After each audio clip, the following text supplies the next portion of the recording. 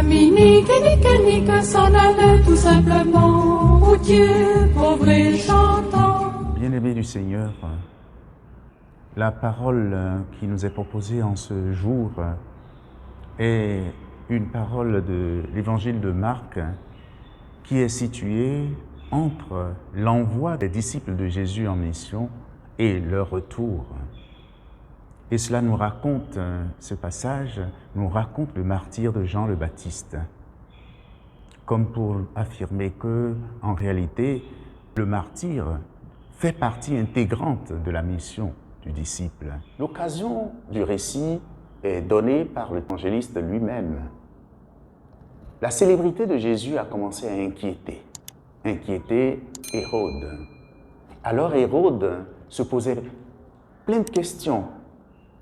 Il estimait que Jésus était pour lui Jean le Baptiste qu'il avait fait décapiter et qui est revenu à la vie.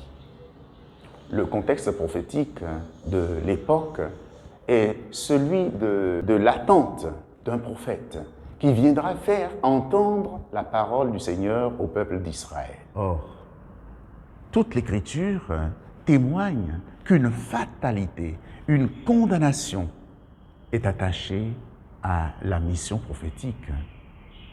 Aussi, depuis Jésus jusqu'à ses disciples, eh bien, les disciples de tous les temps vont connaître cette réalité, car les serviteurs de l'Évangile ont vocation de subir le martyre. Ainsi, pour avoir dénoncé la perversité d'Hérode, qui a répudié son épouse afin de prendre chez lui la femme de son frère, Jean va être mis à mort. Il a été mis en prison par Hérode, et Hérode savait qu'il était un homme juste, un homme de Dieu, dont les paroles d'ailleurs lui inspiraient beaucoup de respect. Sa convoitise était plus forte que lui.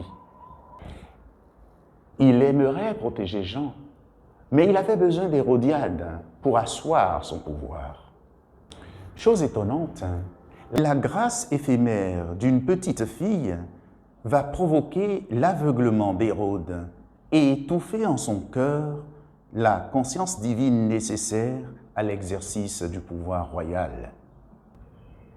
Il dira: « Demande-moi tout ce que tu veux, et je te le donnerai. » Alors l'occasion est bien belle. Elle est bien belle.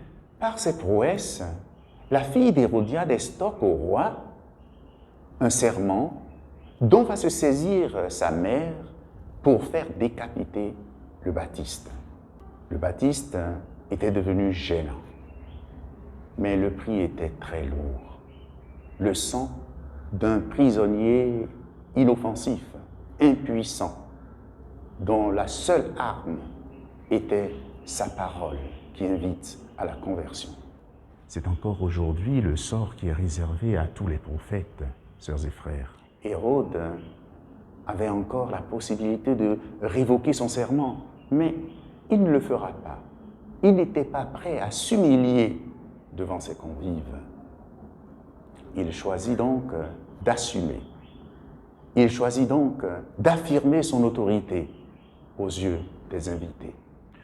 Remarquons qu'à la fin du récit, la mention des disciples de Jean laisse entrevoir que le ministère du Baptiste va se poursuivre à travers justement ses disciples, à travers leur action et surtout grâce à celui qui est plus grand, plus puissant que lui et qui vient après lui, c'est-à-dire le Christ.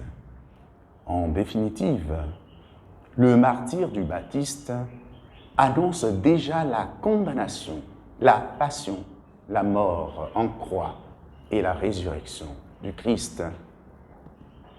Le pouvoir d'amour du Christ s'oppose au pouvoir destructeur de ses adversaires et des grands de ce monde.